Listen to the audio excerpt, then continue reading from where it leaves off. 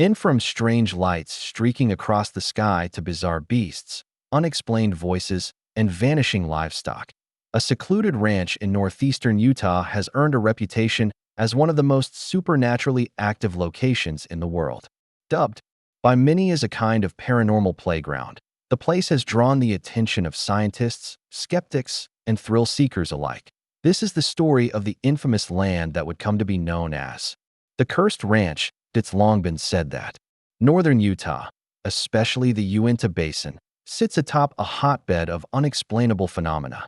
Stories passed down from early settlers and native tribes speak of shadowy figures, fiery objects dancing in the sky, cryptid beasts, and chilling whispers in the wind. For those who live there, reports of these strange experiences are so common, they've almost become normal. Some say 3 out of 4 residents in the area have seen or felt something unusual. Even visitors, unaware of the region's haunted history, often describe an undeniable sense that something is off, that something ancient, hidden, and powerful watches from beyond the dry scrubland and rocky ridges. At the center of this eerie activity lies a stretch of land encompassing 480 acres, roughly 100 miles east of Salt Lake City. This ranch has changed hands over the decades, but it eventually gained a name locals dare not speak lightly: Skinwalker Ranch. According to Ute tribal tradition, this land was cursed long ago, marked as a forbidden zone. They believe it to be a path used by skinwalkers, malevolent shape-shifting spirits said to roam the desert after dark. To this day, tribal members refuse to set foot on the property.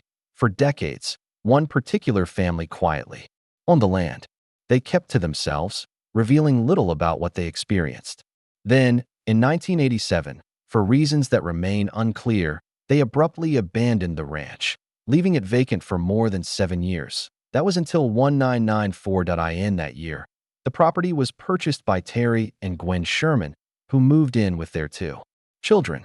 To them, it was a dream come true, a remote, scenic ranch perfect for raising cattle and building a peaceful life. To the north, a ridge loomed over the pasture, providing natural shelter.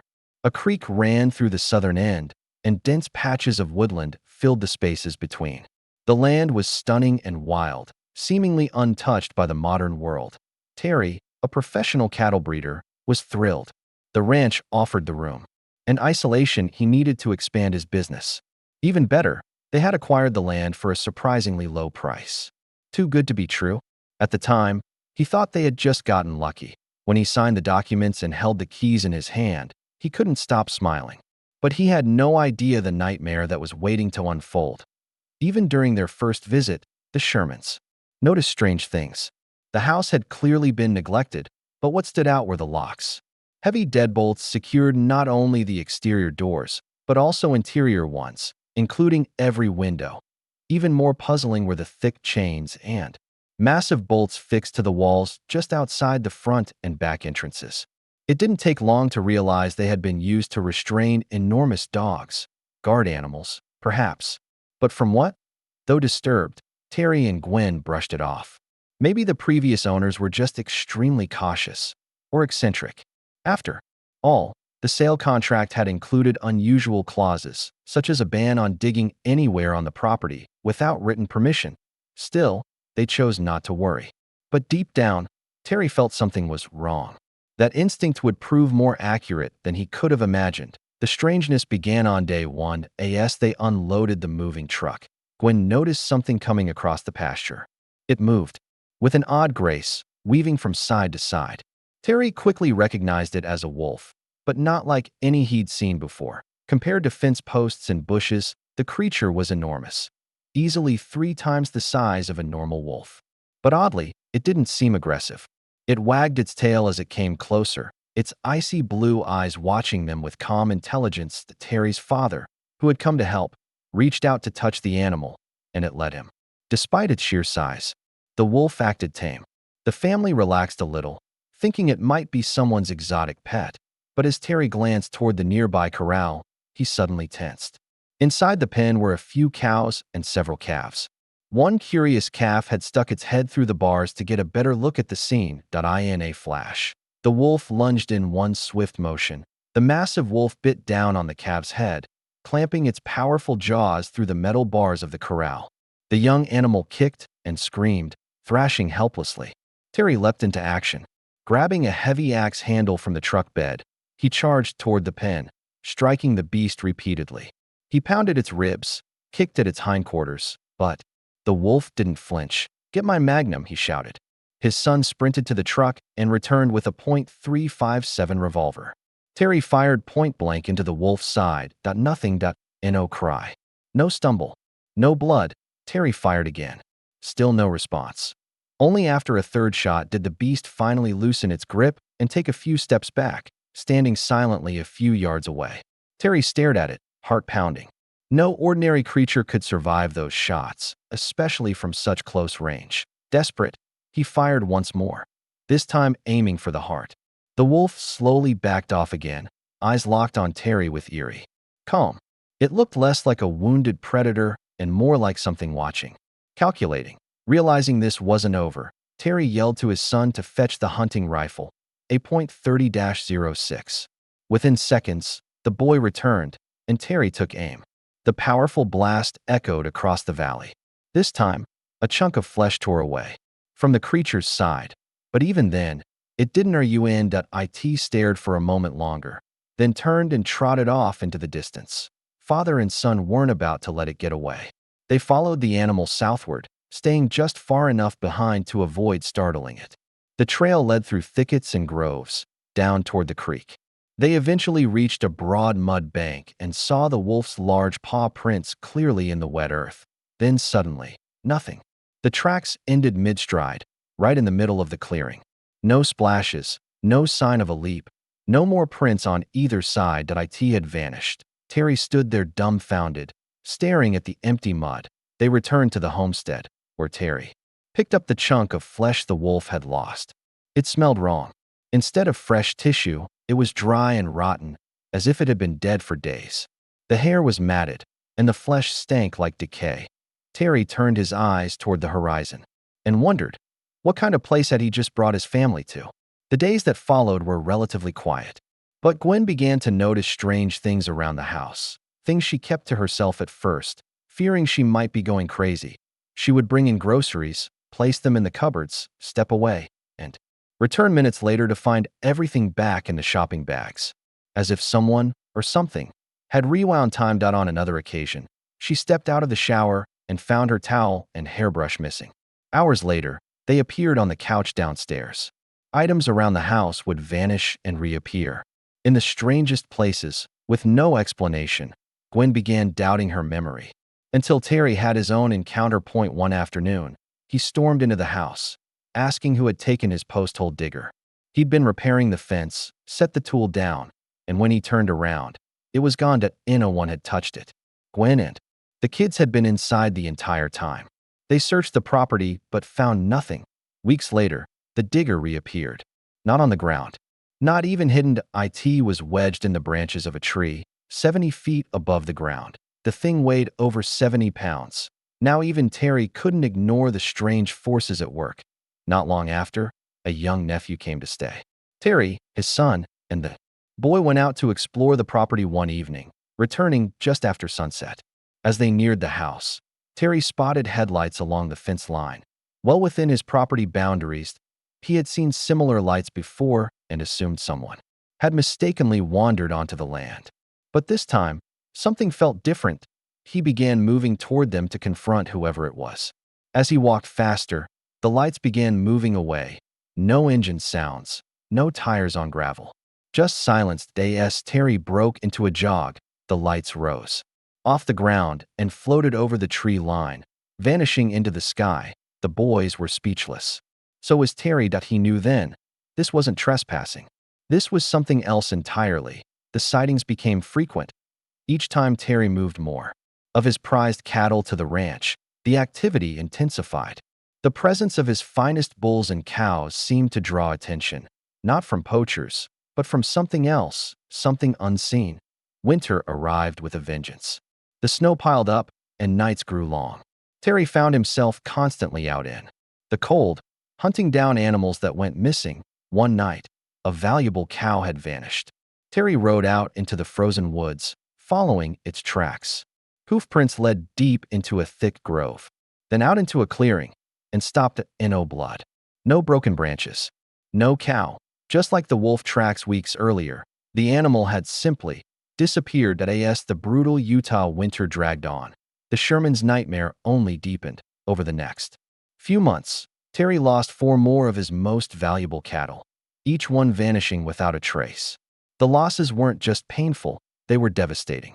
These animals weren't just livestock. They were the product of careful breeding, years of work, and a deep personal investment. And by this point, Terry wasn't sleeping much. At night, he roamed the land like a ghost, quiet, watchful, always hoping to catch a glimpse of whatever was stealing his animals. And he wasn't alone. The mysterious lights returned, this time more frequently. They appeared over the treetops, hovering silently and drifting across the skies like glowing jellyfish. Terry would watch them through binoculars or his rifle scope, trying to understand what he was seeing. But no matter how quietly he moved, the lights always seemed to know. The moment he got close, they would drift away, always just out of reach. It was as if they were watching him back. One freezing morning, after a long and sleepless night, Terry was walking back toward the house when something in the corner of his eye made him stop. There, just beyond a patch of snow-covered brush, something large was moving. He crouched and watched. Hovering just above the ground was a black, angular object, roughly the size of a small car. Its shape was strange, almost like a squashed pyramid, or a compact stealth aircraft, smooth and featureless, without windows or lights. It floated silently, casting no shadow, making no sound. Terry remained completely still, heart pounding. It reminded him of the military's F-117 Nighthawk, except this thing wasn't flying. It was gliding silently, just 20 feet above the snow. As it drifted across the field, faint colored lights flickered beneath it, illuminating the ground as if scanning it. For nearly 15 minutes, Terry watched in stunned silence as the object slowly moved west, then turned east again. Then, Terry shifted slightly, trying to stretch his cold limbs, and his knee cracked. The sound was minor, barely audible, but the moment it happened, the object stopped in midair. Its lights dimmed. Then it turned, slowly, facing his direction. Terry froze. The craft didn't move. It just hovered there, as if it had heard him or sensed him. Finally, after a tense moment, the object rotated again and floated silently into the distance, vanishing over the ridge. Terry didn't sleep that night. As spring arrived, the snow gave way to thick mud, and the winds returned. But if the Shermans hoped for peace, they were out of luck. Cattle began to reappear, but they weren't alive. Some were found dead with no signs of trauma, just lying on the grass as if they had simply dropped. Others were mutilated in ways that defied logic. Large sections of flesh removed with surgical precision. Entire organs extracted, yet no blood anywhere. Not a drop. Whatever was doing this, it wasn't human. And it wasn't using claws or teeth. These weren't predator attacks. These were procedures. The stress on the Sherman family was reaching a breaking point. Their finances were draining fast. Their children were frightened. Gwen, once calm and collected, now jumped at every sound. But the strange activity wasn't just outside the house anymore. It was inside. Poltergeist-like events became common. Items would vanish from kitchen counters and reappear across the room. Doors opened on their own. Strange knocking echoed from the walls late at night. Dark figures were spotted standing at the windows, featureless, black shapes that would vanish the moment anyone moved. Once, Terry awoke to the sound of footsteps in the living room. When he ran in, there was nothing, just the strong scent of sulfur lingering in the air. Another night, Gwen swore she saw something standing at the foot of her bed. It didn't move. It didn't speak. It simply watched. She never forgot the feeling of cold dread that washed over her. And when she turned on the light, it was gone. It wasn't just them anymore. Their neighbors reported hearing strange machinery underground, rumbling sounds like engines or drills, with no explanation. Others described hearing voices coming from the sky, speaking in languages no one could identify. The most alarming of all were the holes. One morning, Terry woke to find massive, perfectly circular chunks of earth missing from the pasture. They looked like someone had used a giant cookie cutter to carve out sections of land. But the soil hadn't been moved. It was just gone. No piles nearby. No wheelbarrow tracks. Hundreds of pounds of dirt simply erased overnight. By this point, even the family's pets weren't safe. Strange creatures were now being seen regularly. Not just mysterious lights or floating craft, actual beings. Large, bipedal figures like Bigfoot. Shadowy animals that moved like wolves, but with oversized limbs and glowing eyes. Some appeared, cloaked, nearly invisible, like the creature from Predator, seen only when they shimmered against the light. At times, the livestock would suddenly stampede, parting as if something enormous, but unseen, had charged through their midst. Other times, the creek would splash violently, though no creature could be seen. Whatever it was, it could hide. In plain sight of all the bizarre events the Shermans witnessed on their ranch, the most terrifying came in the form of the orbs. These weren't like the distant lights Terry had chased across the fields. These orbs were closer, sometimes just feet away. Most were small, no bigger than a tennis ball, and glowed a deep, pulsing red. They darted between trees, zipped low, over the pasture, and often hovered just long enough to watch the family before darting off again. But every now and then, something else would appear. The blue ones, they were rare, but unmistakable. Slightly larger than the red orbs, these glowed with a chilling electric blue hue, and they carried with them an oppressive, almost paralyzing sense of fear. The family came to call them the Blue Meanies. Terry and Gwen could never explain it, but the moment one of these blue orbs appeared, an overwhelming dread would flood their senses. It was as if the air itself grew heavy, as if their bodies were being weighed down by something invisible.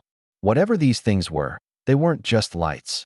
They were alive. One warm evening, Terry sat on the porch, rifle resting nearby, eyes scanning the darkness. It had become a ritual, keeping watch over the fields as the strange phenomena unfolded night after night. That's when he saw it. A faint blue glow just beyond the tree line. The it floated slowly, weaving between the branches. Then it emerged into the open point, one of the blue orbs. Terry tensed. Beside him, his 3 hunting dogs growled, their hackles raised, and they barked furiously as the orb crept closer. Without thinking, Terry unclipped their leashes. Go, he commanded. The dogs charged across the field, barking madly. The orb backed away, drifting just above the ground. Then it turned and zipped back into the trees, with the dogs in hot pursuit. Terry watched them vanish into the woods. Then, silence. A few seconds passed. Then came the sound that would haunt him forever, 3 sharp yelps. High-pitched, agonized. Then, nothing. No rustling. No barking. No movement. Terry waited for hours. The dogs never came back. At first light, Terry and his son set out into the forest. They followed the trail to a small clearing and stopped. Cold on the ground were 3 blackened, smoldering mounds. Each one was roughly the size of a dog. The grass around them was scorched. No blood, no bodies, just steaming, charred flesh. His loyal hunting dogs were gone, vaporized by something unnatural. Terry didn't say a word. He simply turned and walked home. That was the breaking point. The Shermans had lasted nearly 2 years on the ranch. 2 long, harrowing years of missing cattle, mutilations, glowing orbs, invisible creatures, and paranormal chaos. They were exhausted. The children had begun failing in school. Gwen had lost her job at the local bank. No one was sleeping. The family had resorted to bunking in a single room at night, terrified of the things that entered their home when the lights went out. They had lost over a dozen head of cattle, multiple pets, and now their dogs. Worse still, the constant fear and financial toll had nearly pushed them into bankruptcy. They had reached their limit. Terry had, months earlier, contacted a local newspaper about the strange happenings. Though the article was met with ridicule by some, it gained attention. Eventually, it reached the eyes of a man who would change the course of this story entirely. Robert Bigelow, a wealthy businessman and founder of an aerospace company, had a deep interest in the paranormal. At the time, he had recently created a private research team dedicated to studying unexplained phenomena, an organization known as NIDS, or the National Institute for Discovery Science. Intrigued by the story, Bigelow reached out and offered to buy the ranch. For the Shermans, it was the answer they'd been praying for. They sold the property in mid-1996 and moved out that July, relieved, broken, and desperate to reclaim their lives. But for the ranch, The story was far from over. By September of that year, the NIDS team had moved in. They arrived with scientists, cameras, monitoring equipment, and open minds. They weren't here to mock or doubt. They were here to observe and investigate. And the ranch was ready for them. Over the next decade, the NIDS team would encounter their own share of unexplainable encounters, some just as terrifying, others even more bizarre than what the Shermans had reported, but that's another tale. For now, one thing was clear: whatever was haunting the cursed ranch wasn't done yet. The hunter was about to become the hunted.